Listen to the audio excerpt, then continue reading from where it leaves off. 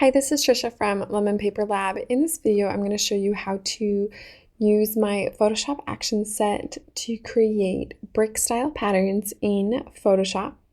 In the description below, I will leave a link to where you can purchase this action set. To start off with, let's go ahead and create a new file. These actions are designed to work with a canvas size of 1200 pixels by 1200 pixels. We'll set our resolution to 300 pixels per inch. Color mode is RGB color. Background content set to transparent, and then I'm going to click on create. After you've purchased this action set, you'll need to import it into Photoshop. You want to make sure your actions panel is open, so we'll go to window and select actions here. From the actions panel, you'll click on the menu icon here, and then you want to select to load your actions. Go ahead and navigate to your downloaded file, and you want to open the brick patterns one object set D with the extension of .atn, which stands for the file extension for Photoshop. So we'll go and click on open here. Once you have it loaded into Photoshop, I'm going to hit this arrow here so we can see our actions. When looking at your action set here, BR stands for brick. 1T stands for one tone. You'll also see some actions that have 2T, which stands for two tone. And then we have the different style. We have uniform.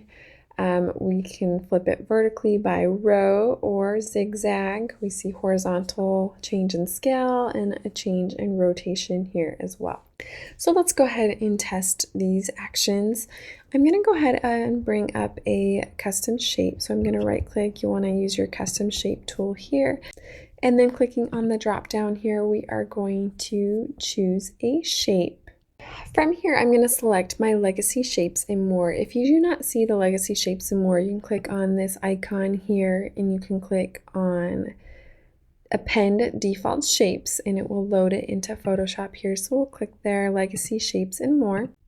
And then I'm going to go to all legacy default shapes here. And then I'm going to select something from our nature folder.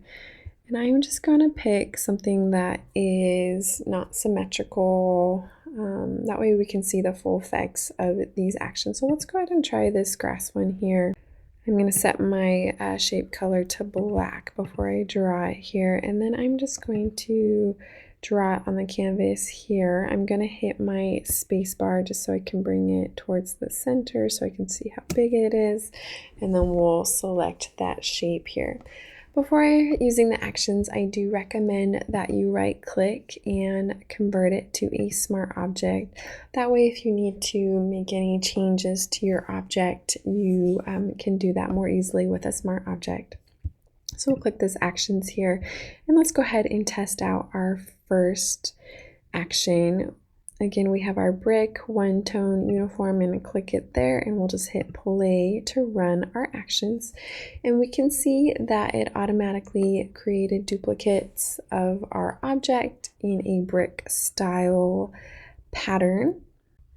And then here in the layers panel, we'll see our group layer here, and inside of it, it has each of our instances of our pattern. And then what you'll also notice what this action does is that it automatically saves a swatch of your pattern. So when using these actions, it's a good idea to work on a transparent layer. That way you can save a transparent version of your pattern.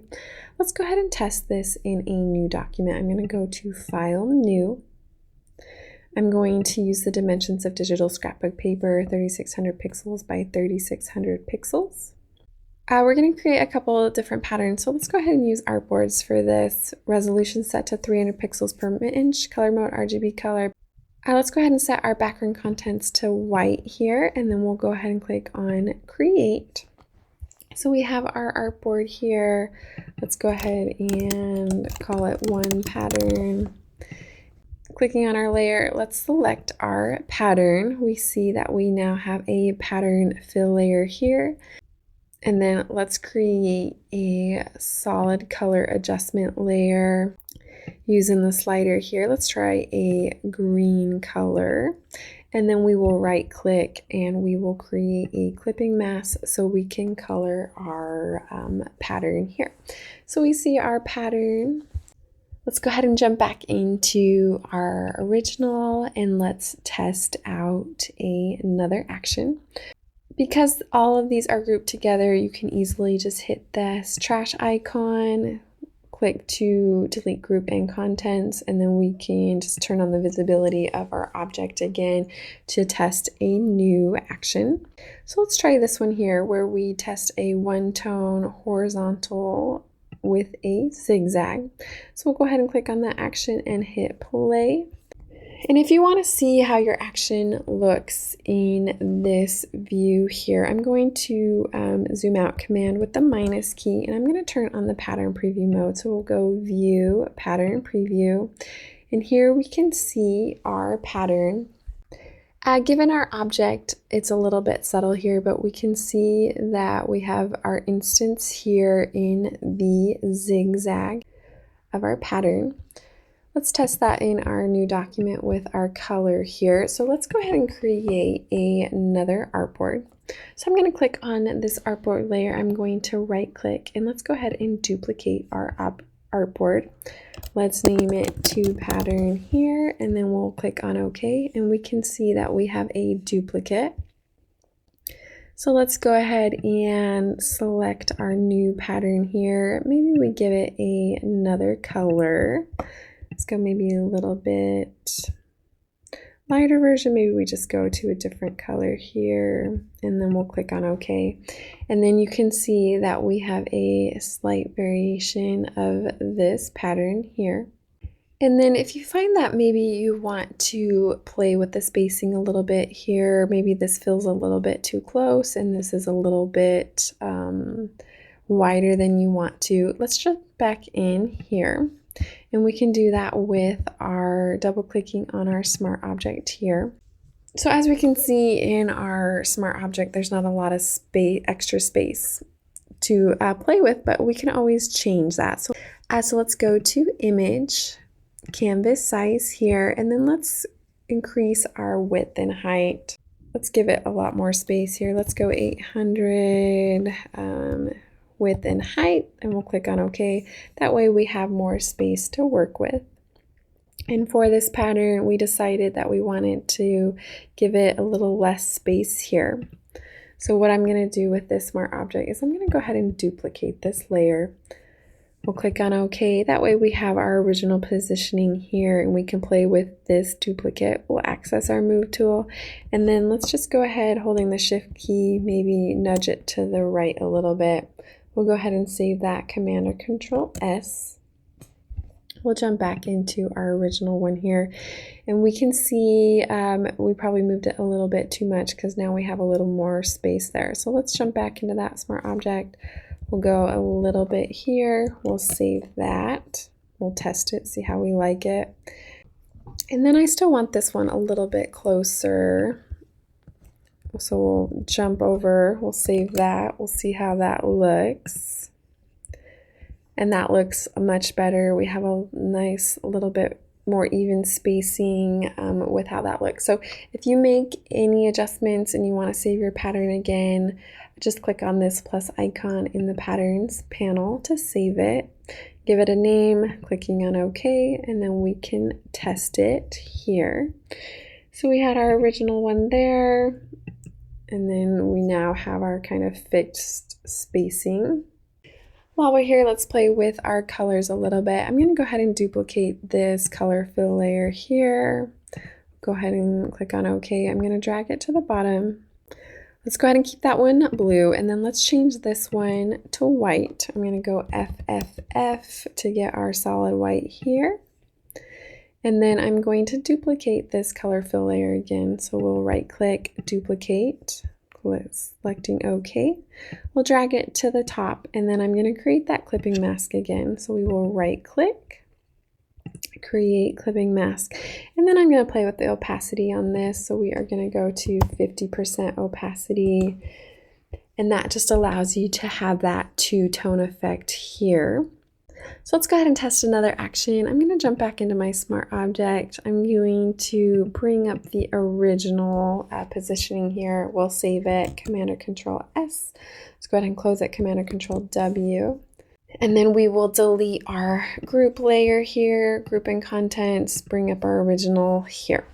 So let's play with one of our two-tone actions here. So I'm going to scroll down here and I'm going to try one of these scale versions. So we have our brick two-tone scale version 1. So I'm going to go ahead and hit that play button. And then what you see is that it changes the opacity of the different layers, and that is indicated by the two-tone here. And then we also played with the scale. And we can see that it is saved in our panel, so let's go ahead and test it here. Let's go ahead and minimize these two layers here. I'm going to select this first artboard here, and then I'm going to use the artboard tool. So I'm going to right click on the move tool and I'm going to access the artboard tool, and this will just allow me to create a new artboard. Zooming out, Command or Control with the minus key. I am going to click on this layer and I'm going to hold the key Option key for Mac, Alt key for PC, and then you're just going to hold that key and drag down to make a duplicate of that artboard.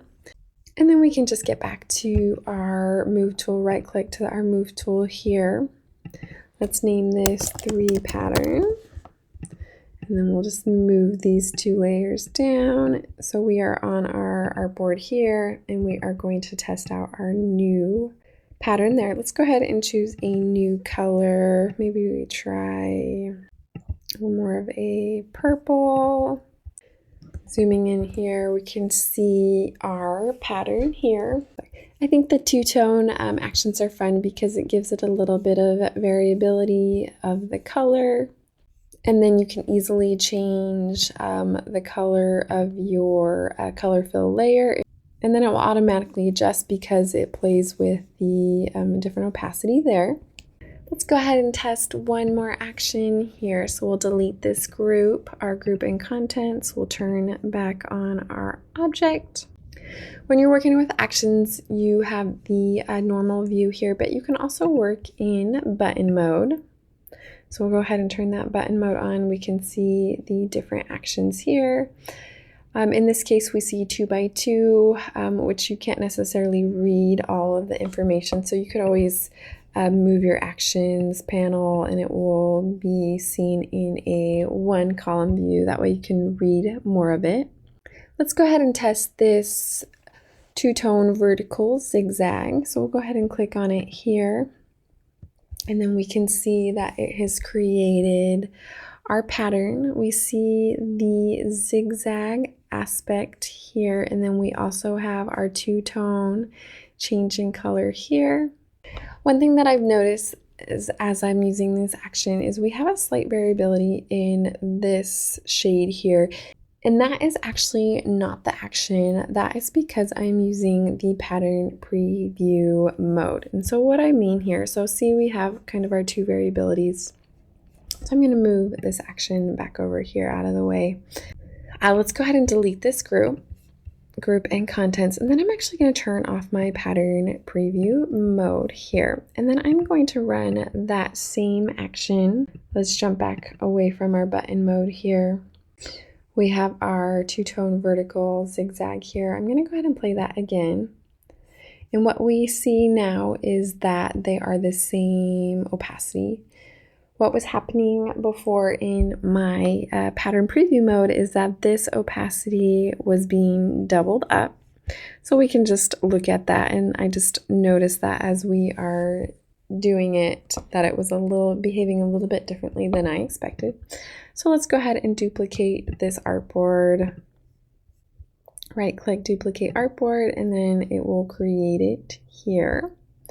So let's test that first version here, and then we have our second version here. And it's subtle here, but we can see that the opacity is slightly different between these 2 leaves here. versus this one we used it with our pattern preview mode, so we had a double up here. This one we used it without our pattern preview mode, and so the opacity is not doubled up. So just keep that in mind. I just noticed that as I'm working through this tutorial with you, that if you have pattern preview mode on and you're working with one of these two-tone actions, the action will behave differently because there is that double up of opacity when you save it versus without the pattern preview mode there. So just keep that in mind when using it. Let's go ahead and change our color so we can see it differently there.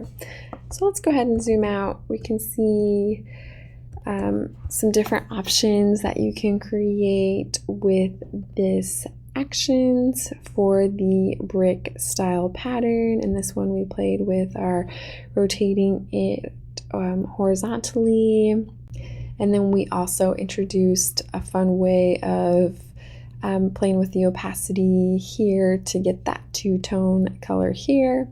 And then we also played with the actions that use the two-tone version, and then just messed with the different scale here, and then it also changed the vertical orientation. So these actions can give you a variety of pattern types, and they are one way that you can improve your workflow when creating patterns in Photoshop. I hope you enjoy using these actions.